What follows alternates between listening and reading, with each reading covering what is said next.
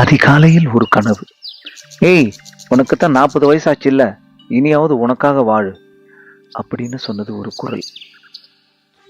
சரி சரி, ஒரு நாள் இருந்து பார்ப்போம் என்றது என் மனது. ஒரு நாள் எனக்கு பிடித்தது போல் இருந்தேன், எதை பற்றியும் யோசிக்காமல். அடுத்த நாள் எனக்கு கிடைத்தது. 40 வயசாச்சு இல்ல, அதான் நாய் குணம் வந்துடுச்சு என்றாள் என் அம்மா. கொஞ்சம் அனுசரிச்சு நடந்துக்கோ என்றார் என் அப்பா. உன் பொண்டாட்டி வாயாடி என்றாள் என் அத்தை. இந்த வீட்டில் இருக்கணுமா வேணாமா என்றார் என் கணவர். கொஞ்சம் பொறுமையா சொல்லுங்கம்மா என்றாள் என் மகள். திமிரு தலக்கணம் என்றார்கள் என் ஃப்ரெண்ட்ஸ்.